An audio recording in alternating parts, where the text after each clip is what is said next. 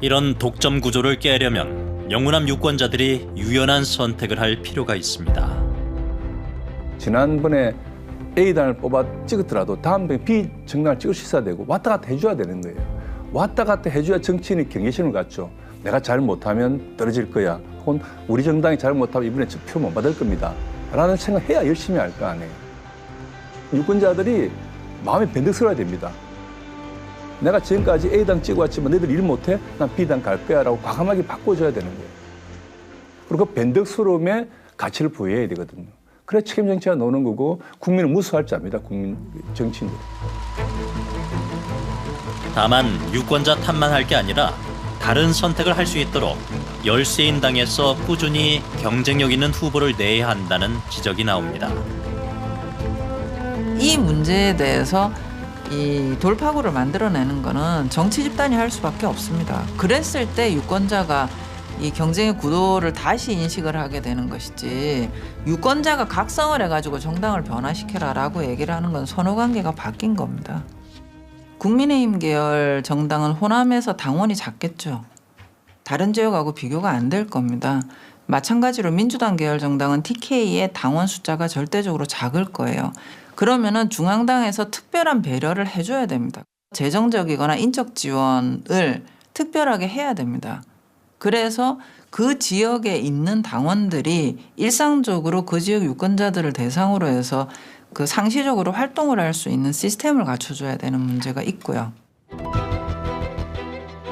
지방선거 제도를 개편해 열세인당이 인재를 키울 수 있게 하자는 지적도 나옵니다. 지금은 이제 광역 단체장, 지방의회 모든 걸 전국이 동시에 치르다 보니까 일단 대통령 지지율에 영향을 굉장히 크게 받고요. 그다음에 그 확률적으로 봤을 때는 단체장과 의회 다수당이 같은 당 소속일 확률이 높아집니다. 동시에 선거를 치르니까요. 그 지역별로 이게 뭐 시기를 좀 다르게 한다던가요. 인위적으로 뭐 한 3분의 1씩 나눠서 할 수도 있겠고요. 그런 것들을 또 지역에서 좀 독자적으로 결정할 수 있도록 해주면은 사실은 뭐 지역별로 또 다양한 실험도 일어날 수가 있고요. 지역 현안에 대해서는 또 다양한 의견들이 있을 테니까 내부에서 경쟁이 벌어지게 되고요. 그러다 보면은 또 이제 자연스럽게 정치 훈련을 받은 인재들도 지역 기반이 있는 인재들도 육성이 될 수 있는 구조가 될 수 있는. 국회의원 선거 방식을 바꾸자는 의견도 있습니다. 시사기획 창이 분석한 9번의 총선에서 국민의힘과 민주당 계열 정당은 열세 지역에서 얻은 표에 비해 차지한 의석수가 턱없이 부족합니다. 이 때문에 지역구 의원 선출 방식을 소선거구제에서 중대선거구제로 개편하자는 주장이 정치권에서 끊임없이 제기되고 있습니다. 이제 중대선거구제 같은 경우에는 2등, 3등 후보도 당선될 수 있게 해서 좀 다른 당에서 올 수 있게 하자. 선거법 개정이라는 게 이제 뭐 국회에서 어쨌든 법이 통과돼야 되니까, 그렇다면 뭐 이제 지금 현역 국회의원들의 입장에서도 받아들일 수 있는 선거법 개정이 됐을 때 현실성이 있겠죠. 중대선거구제가 사실 현역들한테 뭐 심각한 피해를 줄 가능성은 높진 않아요.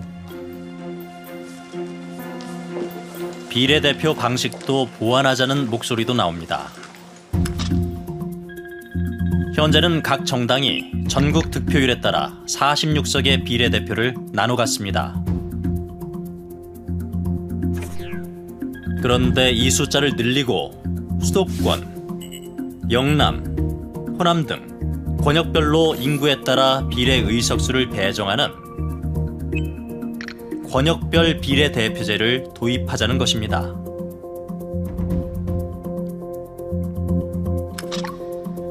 이럴 경우 국민의힘과 민주당 모두 열세인 지역에서도 득표율에 따라 일정 수의 국회의원을 배출할 수 있게 됩니다. 지난 총선에서 보시다시피 이제 1당과 2당의 득표율 차이가 아주 크진 않았어요. 하지만 이제 의석 비율은 굉장히 큰 차이가 나타났잖아요. 불비례성이 굉장히 높게 나타났는데 당선을 소선거구제에선 전혀 못 시키지만 비례대표제가 되면은 이제 당선되는 의원들이 나타나게 될 것입니다.